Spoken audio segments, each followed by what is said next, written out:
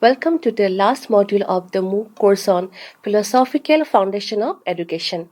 Till this module, you have come across different great philosophers as well as the educationists of India like Vivekananda, Aurobindo Ghosh and Mahatma Gandhi. This last module of this course is devoted to a great Indian saint and philosopher, that is Srimanta Shankardeva, hailing from Assam. You must have heard the name of this great saint. This video lecture will help you to know about Shankardeva and how spiritually and philosophically rich he was. And as an Assamese, we vow to this great saint of Assam as well as of the India. So after watching this video, you will be able to know about the great saint of Assam, Srimanta Shankardeva. You will also know about his philosophy. You can understand his educational philosophy and how he incorporated this philosophy in his educational system. Let's first know about his life sketch. So, Shankardeva was a great Vaishnavite saint of Assam. He was excellent in all the dimensions of human personality: mental, emotional, social, moral, and physical. Shankardeva was born in the year 1449 in a place called Bardua in Assam into a caste Bhuya family. He lost his mother 3 days after his birth and was brought up by his grandmother. He was contemporary to an atmosphere of Vaishnavite movement in other parts of India. He received his early education at the Toll, which is a traditional school of India. That is, a Toll was under Mahendra Kandali, where he mastered Sanskrit and other subjects. At a very tender age, his guru Mahendra Kandali identified the genius in him. At the age of 23, he married a Kayastha girl, Suravati, who died 4 years after marriage, leaving a girl child. Shankardeva looked after this motherless girl. Soon he married her off, and his zeal for the faith he had discovered, he undertook an extensive tour which must have extended for a period of 12 years. Shankardeva traveled across, visiting major pilgrimage sites like Jagannath Puri, Vrindavan, Dwarka, and Rameswaram. This journey deepened his spiritual understanding and inspired his mission to spread Ekoharan Nam Dharma, a monastic faith centered on devotion to Krishna. As a boy, Shankardeva exhibited qualities of an erudite scholar. He was a prolific writer and had deep knowledge of the Vedas, Vedanta, and Gita and Bhagavata Purana. In order to give a permanent basis to his teaching, he created a vast religious literature. The unique feature of his work is that he wrote all of them in vernacular language. He dealt with all the branches of literature to fulfill the demands of the people. He was not only the author of work of original thinking, but was also an expert in translating from Sanskrit. He rendered into music, poetry, and drama the entire life story of Krishna. The result was the great output of literature in various branches of learning such as Kaiba, theology, etc. He contributed a good deal to the development of Assamese language, to the widening of the imaginative range of Assamese literature. He raised it to the classical elegance and richness by imparting into it what is good and beautiful in Sanskrit. He propagated his teaching through Nam Kirtana, that is chanting the name of God, Bhagavad reading, and Ankya Nath, which is known as a one-act play. He also introduced Satras, that is the Vaishnavite monasteries, and Namghar, which is a prayer hall, which become the centers of Assamese religious and cultural life. He also contributed to art and music, pioneering the Satriya dance, which is now recognized as a classical Indian dance form. Borgate is a unique form of devotional song composed by Srimanta Shankardeva and his chief disciple Madhavdeva as a part of the new Vaishnavism movement in Assam. The term Borgate means great song. The Bor means great and Gate means song. These are highly spiritual and lyrical compositions that express deep bhakti, that is the devotion, and describe the glory of Lord Krishna. The specific features of Borgit is the use of Brajavali language, which is a mixture of Maithili, Assamese, and Sanskrit, making the songs both accessible and poetic. Each Borgit follows a specific raga, that is the melodic structure, similar to Indian classical music. Sankardeva faced opposition from Orthodox Brahmin and rulers in his later life, but he remained steadfast in his mission. He spent his later years in Coach Bihar under the patronage of King Naranayana. He passed away in the year 1568, leaving behind a rich spiritual and cultural legacy. So this is about the life sketch of Srimanta Shankardeva. Now let's know what was his philosophical belief or thought. Sankardeva's philosophy of life was influenced by many factors like his grandmother's upbringing, the socio-political situation, and his travel to different parts of India among the others disciples. His moral philosophy was based on the molding of his grandmother during his early years. His religious and social philosophy was a result of his far and wide travel and contact of various Vaishnavite saints. His endeavor had brought an order to a chaotic social order in Assam prevailing during his days. The philosophical consistency of Srimanta Shankardeva is very unique, which is not seen in any other preachers of India. He propagated practical philosophy which inspired people to have a direct, immediate, and intuitive vision of the highest truth, which is also the supreme reality. The equality of Brahma and Ishvara, as preached by Sankardeva, was a unique thing. His philosophy was different from all branches of Hindu philosophies like monism, qualified monism, dualism, etc. There are elements of all these branches of Hindu philosophies in Srimanta Shankardeva's philosophy.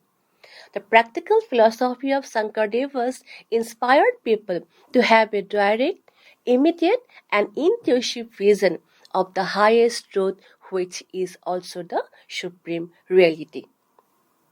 He not only professed his philosophy but also gave instruction for the ways for its practical realization. He desisted from building any philosophical system or school, but he wrote many books of philosophical importance. Metaphysical, social, and ethical concepts are distinctly found in his writings. So we can list out the core principles of Shankardev philosophy as number one, Eko Horon Nam Dharma, which is known as exclusive devotion to one God, means only one God. He believed that we should worship only one Lord, that is Lord Krishna, as the supreme deity. There is no need for elaborate ritual, idol worship, or intermediate priest. Chanting the holy name of Krishna Kirtan is the highest form of devotion according to his philosophy. Then, secondly, bhakti, which is devotion over ritual, is another core principle of Shankardeva's philosophy. Shankardeva promoted pure devotion, Shraddha Bhakti, as the only way to attain moksha, that is liberation.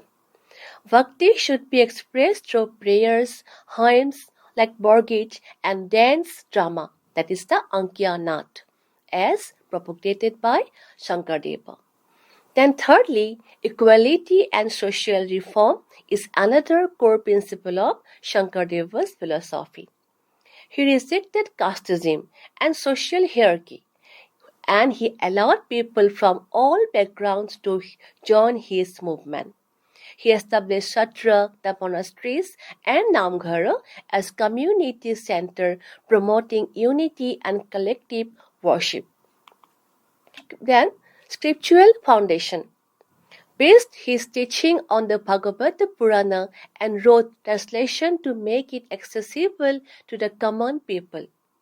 His literary work, including Kirtan Ghosha, explained the essence of devotion in simple language. Then, moral and ethical living is another core principle of Shankardeva's philosophy. He advocated for a life of truth, compassion, non-violence, and humility. He encouraged followers to avoid intoxication, dishonesty, and violence. So Sankadeva's new Vaishnavism transformed Assamese society, shaping its religion, culture, literature, and art. His philosophy continues to guide spiritual and social life in Assam with Satras and Namghar, preserving his teaching to this day. His philosophy may be understood in terms of three branches of philosophy, that is metaphysics, epistemology, and axiology. Let's first discuss in terms of metaphysics. So according to Srimanta Shankardeva, the supreme reality is the Brahma. He is Paramatma. He identified Brahma with the highest god of Bhagavata, Purana and Gita, Vishnu and Bhagavana. According to him, Brahma and Paramatma and Bhagavan are the one and same truth which is manifested in three names. He conceived God as Purushottam, eternal, omnipresent, and omniscient. He is regarded God as the creator, preserver, and destroyer of the universe. He is the possessor of all good qualities, free from all imperfection. God is infinite reality by nature and qualities.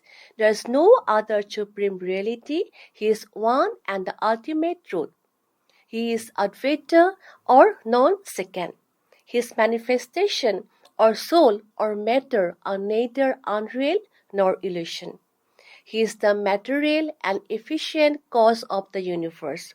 So, according to Shankardeva, the world is as real as the God. This is about Shankardeva's philosophy in terms of metaphysics. Then we have another branch, that is the epistemology.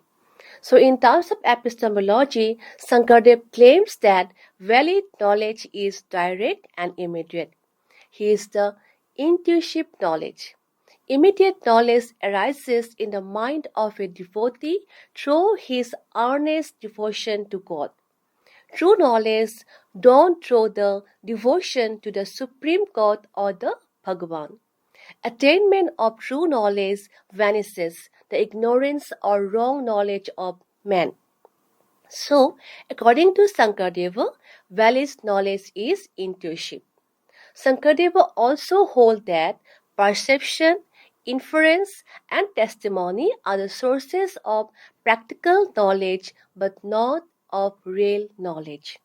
Perception is direct knowledge produced by sense of object contact. Inference is the immediate knowledge which depends upon the knowledge of invariable relation between the two things. Testimony is the source of knowledge acquired from religious source of knowledge acquired and the other religious scriptures like Veda, Upanishad, and Bhagavata Purana and the Gita. Sankardev holds that knowledge is intrinsically valid. The validity of knowledge cannot be proved by other knowledge, so it is self-proof. True knowledge arises in the mind of the devotee of God, and then only he can realize what is real and unreal. Knowledge without devotion is unreal and misleading, according to Srimanta Shankardeva. Now, his philosophical thought, according to axiology, built his ethical system upon the socio-ethical thought of the Gita and Bhagavata Purana. He accepted the authority of the ancient Indian scriptures for the philosophical foundation of his theory of social reform. He accepted the ethical codes prescribed by the ethico-religious literature of ancient India. He took ethics and religion as the prime means to purify human life. So these are all about philosophical thoughts of Shankardeva in terms of the three important branches of philosophy, metaphysics, epistemology, and axiology. Now let's move to another important area of today's discussion, and that is educational philosophy of Shankardeva. The contemporary society of Srimanta Shankardeva was inflicted by many problems like illiteracy, religious chaos, practice of social evils, etc. Education was available only to a very few people belonging to the upper section of the society. People at large remain in the darkness of ignorance and illiteracy. Srimanta Shankardeva was not only a religious leader but also an educationist in his own imitable way. He could realize the pathetic situation of the Assamese society and Assamese people, and as such, he set on a literacy mission. Though the discipline of Srimanta Shankardeva constituted a very small minority in the vast sea of illiterate masses, but he and his followers engaged themselves in the work of propagating knowledge and wisdom in their own ways. He helped the people of Assam to acquire knowledge of the scriptures as well as of the behavioral science. There were even elements of social science and analysis of social condition in his writing, although in a primitive form. His teachings were always full of advices about an ideal lifestyle. There were exhortations to give up aggressive nature. He asked people to avoid evil. Ethics constituted the main component of his teaching or education. People were also cautioned against pride. Thus, he stood as a teacher of the entire society. He also reminded the devotees to abide by the norms of a disciplined life. He can be regarded as a global pioneer in adult education program in Assam. His plays, discourse, and prayer meetings were always full of people. People of all age groups, including old ones and ladies, invariably attended this in the Namghar. The main message conveyed to all was that there was no intrinsic difference between or among the people, all being exposition to the same and only one God. Srimanta Shankardeva studied all the Vedic literature in Sanskrit language of that time. He studied the 4 Vedas, 18 Puranas, and 14 different Shastra of different subjects like grammar, etc., which also includes Bhagavata Shastra. His ideas about society and people were based on the knowledge gathered from this wide range of studies. He created many literature like Dahama, Kirtana, Uttarakhanda Ramayana, Bhakti Pradip, Bhakti Ratnakar, Harishchandra Upaikhan, Rukmini Haran, and so on. He propagated the philosophy of Vaishnavism and Bhakti, that is the total surrender in front of God based on this literature. He studied both Sanskrit and vernacular language of that time, from where he achieved poetic quality of his language.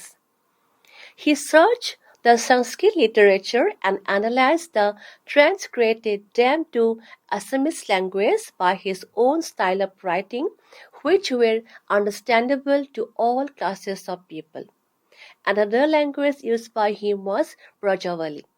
All these reflect his educational thought. His writing, creation, and the transcription were the basis of his educational system. Srimanta Shankaradeva did not work directly in the field of education. As such, there is no system of education developed by Shankaradeva. But his philosophical principles and practices have profound implication on the education system. He was able to educate a large number of people with his multifaceted activities or program. He understood and undertook education as an instrument for social reform. So you must remember that his system of education was largely informal but very scientific and psychological. So we can quote here the core principles of Shankardeva's educational philosophy as firstly religious and moral education.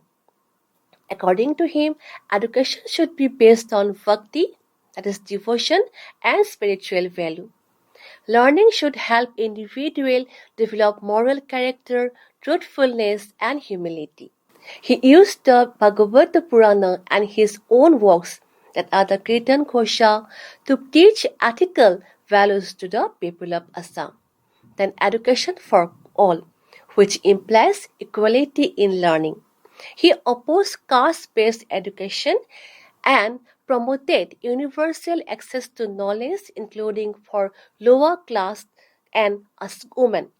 He established Satra and Namghara as a center for education and social learning. Then practical and artistic learning is another principle of his philosophy. He encouraged music through Borgit, drama, Ankyanat, and dance, which in terms of Satriya as educational tools. He promoted handicraft, agriculture, and community work as essential skill. His philosophy aimed at developing both intellectual and practical abilities. Then, another important aspect of his educational philosophy is that he used mother tongue as the medium of education or instruction. He advocated for education in the Assamese language, making religious text and knowledge accessible. He translated Sanskrit scripture into Assamese and Brajavali for easy understanding by the people. Then community-based education was another gift of Sankaradeva. He established the Namghar and Kshatriya system where people learn in a collective, interactive environment. He also encouraged discussion, storytelling, singing as a method of teaching. So, if we discuss Sankardeva's education system, we can say that Sankardeva's education system was based on the institutions of Namghar and Satra. He took religion as a medium of education, probably because it was easier for him to bring more people into an education system through religious activities. Therefore, Namghar and Satra were used as educational institutions at his time. The system of education provided was was informal.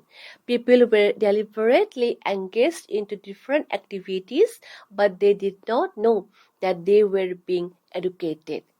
The Ahomya language, as a popular medium of instruction, developed during the medieval period. So, as an educationist, Sankardeva introduced the toll system of education in the Namghar and Satra, where students were provided with sasipat, which is a tree bag, tulapat, cotton made paper, and pen, ink, etc. for reading and writing purposes. Moreover, the Keolia Bhagat or the young Bhagats were taught to be self-dependent by producing hasipat, tulapat, utensil out of the bale and brush metal, woodcraft, ivory craft, mosques, sculptures, etc. So many of these items were preserved in Satra, spread across the northeast region of India for centuries. For example, the Auniyati Hotra of Majuli is preserving an ivory comb and mat made by Pridam Bhaidar Bahadur Gaubura, who belonged to the Akhoritia clan. Shrimanta Shankardev surveyed the social needs. To organize the society, he required knowledge of organization, structure of a society, and need of the individuals. He found out extraordinary talent from general people and the responsibilities of art, music, literature, social works, etc., which were bestowed on them according to their quality and talents. Importantly, he created the titles like Gayan for the singer, Bayan for the musician, Sutradhar for the director, Pathak for the reader, Hatimura for the public relation officer, Gandhia for the librarian, Dandavarali for treasurer, Adhikari for the proprietor, Medhi for the manager, and Oja for instructor or teacher, Kakoti for paper producer, and Lekharu for the copywriter, etc. So interesting. So these professionals serve the society according to their talents. Srimanta Shankardeva also surveyed the places to establish satra according to the productivity from the point of condition of society, communication, and lifestyle of the people. He established Satra institution where agriculture production was very rich. For communication, he searched the places where river roads were available. He always tried to serve and teach the downtrodden people. His system of education was a perfect example of inclusive education. He aimed for mass education, as such, he was the first person in Assam to introduce mass education. No one should be excluded from the education system. So, in his Kirtan Kokha, Shankardev stated all living beings as the creation of one God. He stated, Kukura, Shrigala, Gardhabaru, Atmarama, Janya, Sabako, Pori, Koribro, Prana. So, according to him, no distinction should be made on the basis of caste. Sankardev visualized an equal society where members from all sections of people, irrespective of caste, creed, tribe, community, will be able to sit together for the prayers of God and dine together.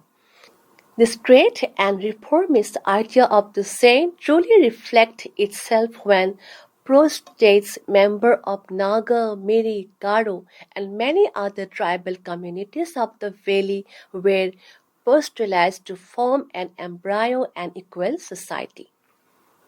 So we can derive some characteristics of Sankardeva's education system.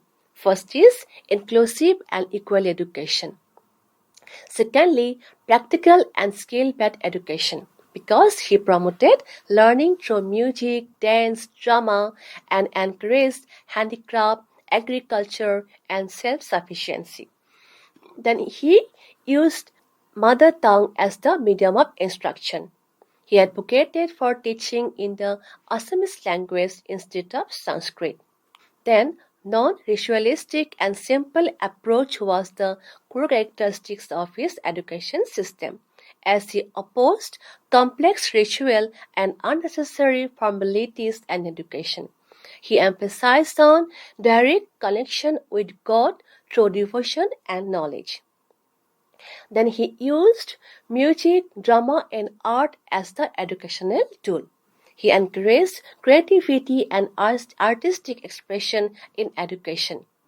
Community-based education or learning is the another important characteristics of Shankardeva's education system.